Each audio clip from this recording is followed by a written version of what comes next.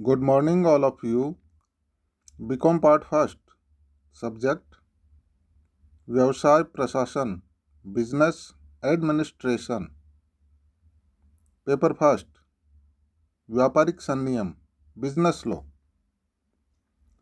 आज अपन अध्ययन करेंगे इसमें एजेंट का व्यक्तिगत दायित्व, personal liability of an agent.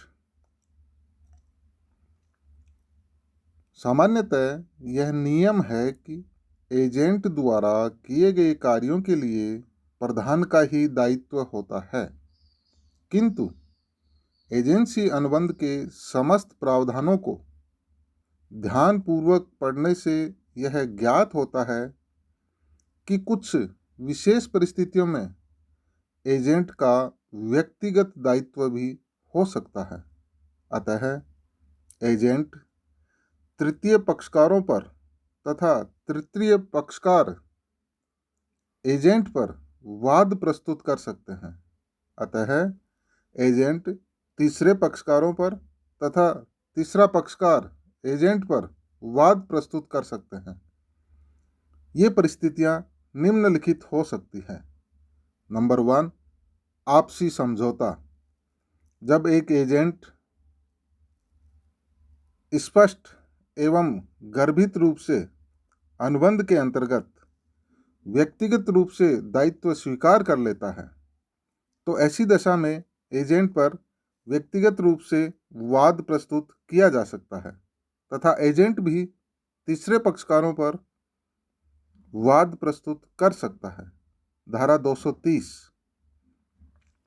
Number 2, विदेशी प्रधान। जब एजेंट किसी ऐसे विदेशी प्रधान की ओर से अनुबंध करता है जो विदेश में रहता है, तो तीसरे पक्षकार एजेंट पर वाद प्रस्तुत कर सकते हैं तथा एजेंट भी प्रधान की ओर से तीसरे पक्षकारों पर वाद प्रस्तुत कर सकता है। धारा 230। किंतु इसके विपरीत अनुबंध करके एजेंट अपने व्यक्तिगत दायित्व से बच भी सकता है। नंबर 3, गुमनाम या अप्रगट प्रधान की स्थिति में जब कोई एजेंट अपने प्रधान का नाम प्रकट नहीं करता है, तो एजेंट स्वयं तीसरे पक्षकार पर अनुबंध पूरा करवाने के लिए वाद प्रस्तुत कर सकता है। इसी प्रकार तीसरा पक्षकार भी एजेंट पर अनुबंध पूरा करने के लिए वाद प्रस्तुत कर सकते हैं, किंतु यदि गुमनाम या अप्रगट नियोक्ता का नाम प्रकट हो जाता है, तो तीसरा पक्षकार एजेंट के साथ साथ प्रधान को भी उत्तरदायी ठहरा सकता है। नंबर 4, जब प्रधान के विरुद्ध मुकदमा नहीं चलाया जा सकता हो। यदि कोई एजेंट अनुबंध के समय अपने प्रधान का नाम प्रकट नहीं करता है तथा बाद में नाम प्रकट होने पर ज्ञात होता है कि उस प्रधान पर वाद प्रस्तुत नहीं किया जा सकता है, तो ऐसे प्रधान के एजेंट पर तीसरे पक्षकार वाद प्रस्तुत कर सकते हैं। सामान्यतः अवयस्क, विदेशी शासक, राजदूत, दिवालिया आदि होने पर वाद प्रस्तुत नहीं किया जा सकता है। अतः इसके एजेंट का व्यक्तिगत दायित्व होता है।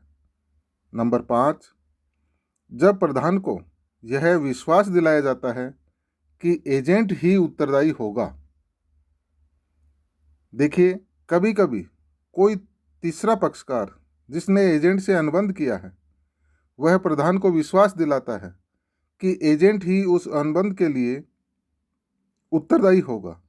तब उस अनुबंध के लिए एजेंट को व्यक्तिगत रूप से उत्तरदायी ठहराया जा सकता है। धारा 234। नंबर 6, बनावटी एजेंट की दशा में जब कोई व्यक्ति झूठ मूठ ही अपने आप को किसी व्यक्ति का एजेंट बताकर तीसरे व्यक्ति से अनुबंध कर लेता है, तो ऐसा एजेंट बनावटी एजेंट कहलाता है। ऐसे एजेंट के कार्यों के लिए तथाकथित प्रधान तब तक उत्तरदायी नहीं ठहराया जा सकता जब तक कि वह ऐसे एजेंट के कार्यों का पुष्टिकरण नहीं कर देता है। जब तक बनावटी एजेंट के कार्यों का पुष्टिकरण नहीं हो पाता है तो तीसरा पक्षकार ऐसे एजेंट को व्यक्तिगत रूप से उत्तरदायी ठहरा सकते हैं। धारा 235। नंबर 7, अधिकारों के बाहर किए गए कार्यों के लिए यदि एक एजेंट अपने अधिकारों के बाहर कोई कार्य करता है और प्रधान उन कार्यों की पुष्टि नहीं करता है तो एजेंट पर वाद प्रस्तुत किया जा सकता है तथा उसे व्यक्तिगत रूप से उत्तरदायी ठहराया जा सकता है। धारा 227 एवं 228। नंबर 8, जब एजेंट अनुबंध पर अपने नाम के हस्ताक्षर करे। जब एजेंट अनुबंध पर अपने नाम के हस्ताक्षर करे।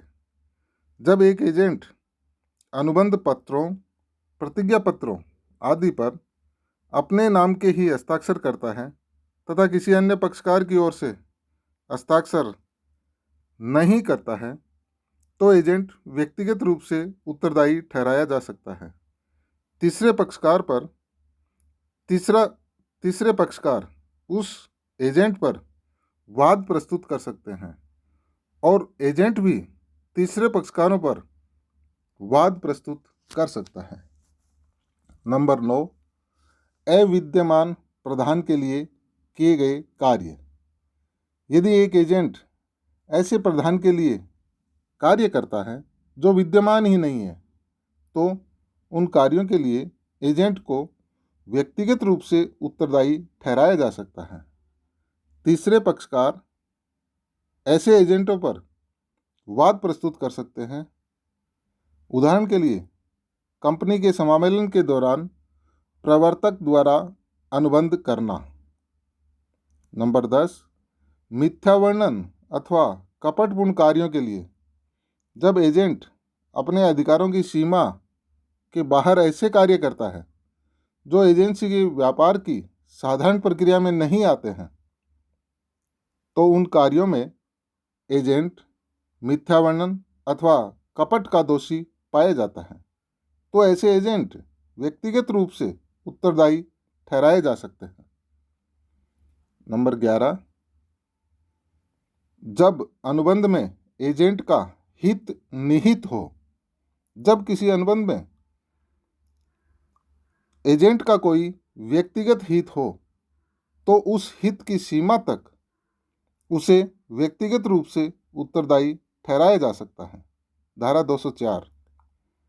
नंबर 12, दंडनीय अपराधों के लिए यदि कोई एजेंट एजेंसी के कार्य के दौरान कोई ऐसा कार्य करता है जिससे किसी दूसरे व्यक्ति की संपत्ति अथवा उसके शरीर को क्षति पहुंचती है तो एजेंट को व्यक्तिगत रूप से उत्तरदायी ठहराया जा सकता है।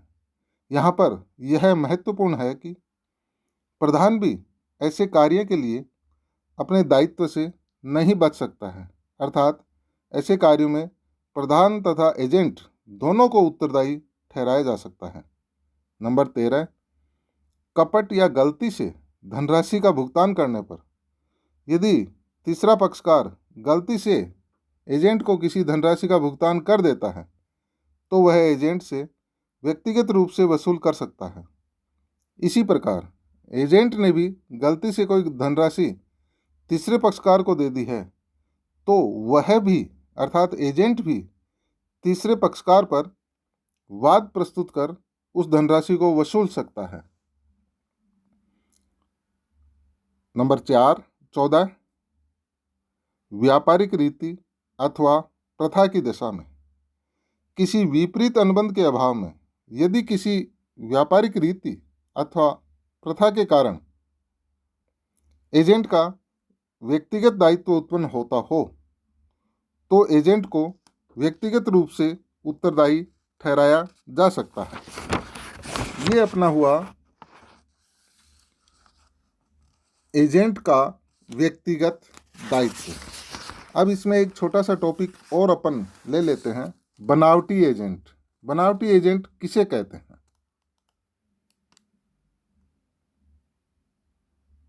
जब कोई व्यक्ति किसी तृतीय पक्षकार के सामने झूठ मूठ ही अपने आप को किसी दूसरे व्यक्ति का एजेंट बताता है और उस तीसरे पक्षकार को अनुबंध करने के लिए प्रेरित करता है, तो उसे बनावटी एजेंट कहते हैं। ऐसे एजेंट का कोई प्रधान नहीं होता है, किंतु वह झूठ बोलकर अपने आप को एजेंट बताता है।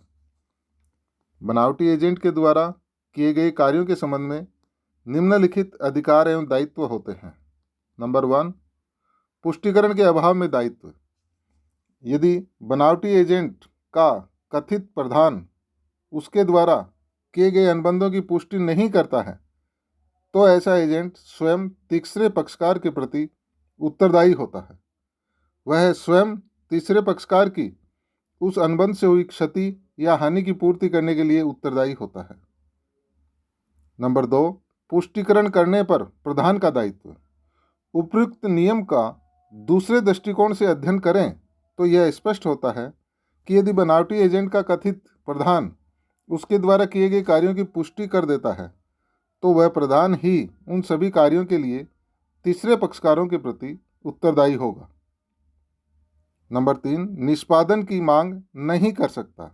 एक बनावटी एजेंट तीसरे पक्षकार से अनुबंध निष्पादन की मांग नहीं कर सकता है, किंतु तीसरा पक्षकार ऐसे एजेंट से अनुबंध के निष्पादन की मांग कर सकते हैं। नंबर 4, वास्तविक क्षति की पूर्ति। एजेंट तृतीय पक्षकार की केवल उस हानि या क्षति की पूर्ति के लिए बाध्य किया जा सकता है जो तीसरे पक्षकार को हुई है। अनुबंध भंग के कारण संभावित हानि को पूरा करने के लिए ऐसे एजेंट को उत्तरदायी नहीं ठहराया जा सकता है। अब इस चैप्टर में कुछ प्रावधान एवं कुछ शब्दावलियां हैं, उनका अपन दोबारा रिपीट करते हैं। जैसे उप एजेंट। उप एजेंट वह व्यक्ति है जो एजेंसी के व्यवसाय के अंतर्गत मूल एजेंट द्वारा नियुक्त किया जाता है तथा मूल एजेंट के निर्देशन एवं नियंत्रण के अधीन ही कार्य करता है। स्थानापन्न या सह एजेंट। स्थानापन्न या सह एजेंट वह व्यक्ति है जो प्रधान की ओर से एजेंसी व्यवसाय के कार्यों को करने के लिए मूल एजेंट द्वारा स्पष्ट या गर्भित अधिकारों के अधीन नामित किया जाता है। ऐसा एजेंट भी प्रधान का एजेंट ही होता है जो एजेंसी व्यवसाय के किन्हीं कार्यों को करने के लिए प्रधान द्वारा मूल एजेंट के नामित करने पर नियुक्त किया जाता है। गुमनाम प्रधान। जब कोई एजेंट यह तो प्रकट करता है कि वह अपने प्रधान की ओर से कार्य कर रहा है, किंतु उस प्रधान का नाम प्रकट नहीं करता है, तो ऐसे प्रधान को गुमनाम प्रधान कहते हैं। Unnamed principal. अप्रकट प्रधान।